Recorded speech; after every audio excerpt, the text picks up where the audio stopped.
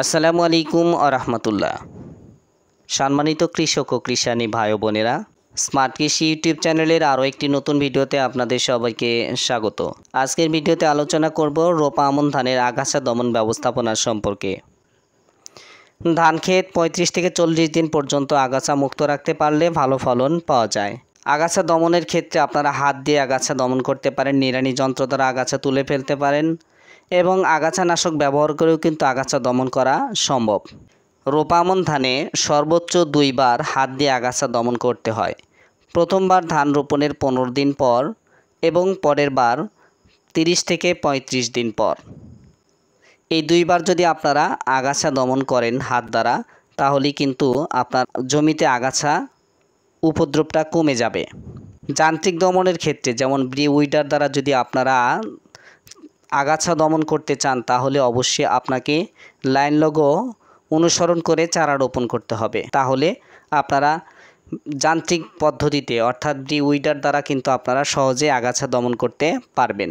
যে সকল চাষি ভাইয়েরা আগাছানাশক ব্যবহার করে আগাছা দমন করতে চান, তাদের ক্ষেত্রে এমার্জেন্সি আগাছানাশক, এটা আপনারা ধানের চারা রোপণের 3 থেকে 6 দিনের মধ্যে 1 সেন্টিমিটার পানি থাকা অবস্থায় কিন্তু প্রয়োগ করবেন।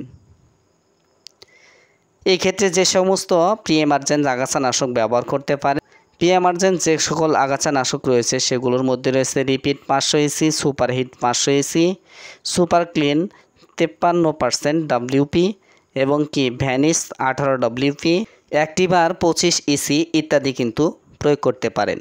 আগাম পোস্ট ইমার্জেন্সি আগাছানাশক, এক্ষেত্রে আপনারা জমিতে আগাছার বৃদ্ধি 1 থেকে 2 পাতা বিশিষ্ট হলে কিন্তু ব্যবহার করবেন।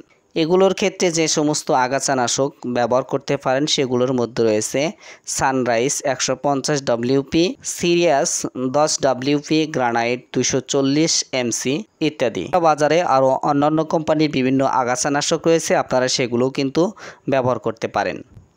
নাভি বা লেট পোস্ট ইমার্জেন্সি আগাছানাশক যেগুলো রয়েছে, সেগুলোর ক্ষেত্রে আপনারা আগাছা যখন বড় হয়ে যায় অর্থাৎ 3 থেকে 5 পাতা বিশিষ্ট হয়, তখন কিন্তু এই পোস্ট ইমার্জেন্স আগাছানাশক প্রয়োগ করতে হয়। এগুলোর ক্ষেত্রে রয়েছে 2,4-D অ্যামাইন, MCPA 500 ইসি ইত্যাদি। এছাড়াও বাজারে বিভিন্ন কোম্পানির বিভিন্ন নামে আগাছানাশক পাওয়া যায়, আপনারা সেগুলো কিন্তু ব্যবহার করতে পারেন। আগাছানাশক ব্যবহারের পদ্ধতি: তরল ও পাউডার আগাছানাশক নির্দিষ্ট পরিমাণ পানির সাথে মিশিয়ে নির্দিষ্ট পরিমাণ জমিতে অনুমোদিত মাত্রায় স্প্রে করে দেবেন। যে সমস্ত চাষি ভাইরা দানাদার আগাছানাশক ব্যবহার করবেন, সেগুলো সারের মতো জমিতে ছিটিয়ে ব্যবহার করবেন।